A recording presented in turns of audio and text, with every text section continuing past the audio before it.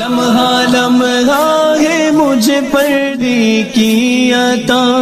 دوستوں اور مانگوں میں مولا سے کیا، کیا یہ کم ہے کہ میرے خدا نے مجھے، کیا یہ کم ہے کہ میرے خدا نے مجھے اپنے محبوب کا امتی کر دیا۔ احمدی لوگو سن لو تم بہکائے گئے،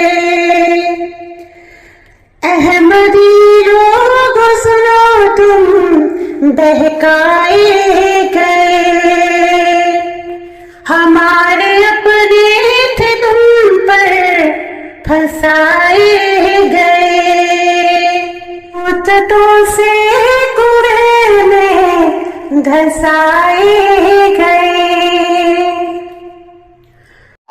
ہم یہی آپ کو سمجھانے کی کوشش کر رہے ہیں کہ جو باتیں وہ ہماری طرف منسوب کر رہے ہیں وہ سرے سے موجود ہی نہیں ہیں، وہ سرے سے قرآن کے حوالے سے جو کہہ رہے ہیں کہ جی یہ قرآن سے ثابت کریں، وہ حضرت مسیح موعود علیہ الصلوۃ والسلام نے کہا ہی نہیں ہے،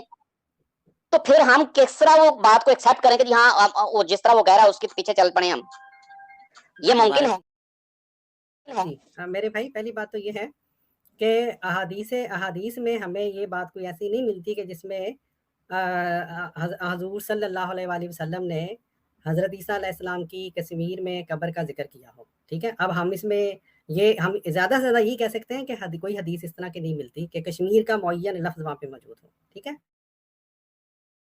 اب اس نے جو 3 باتیں بیان کی ہیں، 3 میں 2 کا تو سرے سے ہمارا تعلق نہیں ہے ہماری ان باتوں سے۔ اگر ہمارا سب سے پہلی بات تو یہ ہے کہ رسول اللہ صلی اللہ علیہ وسلم کو جو بھی اللہ تعالیٰ نے علم دیا، جو بھی آپ صلی اللہ علیہ وسلم کو اللہ تعالیٰ نے آپ صلی اللہ علیہ وسلم کو بتایا، نبی کریم صلی اللہ علیہ وسلم نے امت کو بتا دیا، کوئی بات بھی اپنے پاس نہیں رکھی، اور وفات سے قبل بھی آپ صلی اللہ علیہ وسلم نے فرمایا کہ میں نے تم تک تمام دین پہنچا چکا جو خدا نے مجھے بتایا۔ آپ رسول اللہ صلی اللہ علیہ وسلم نے کسی بھی ہمیں حدیث سے یہ نہیں ملتا کہ عیسیٰ علیہ السلام کی جو قبر ہے وہ کشمیر میں، بالکل یہ درست بات ہے، کسی قبر میں کسی حدیث میں ذکر نہیں ملتا۔ لیکن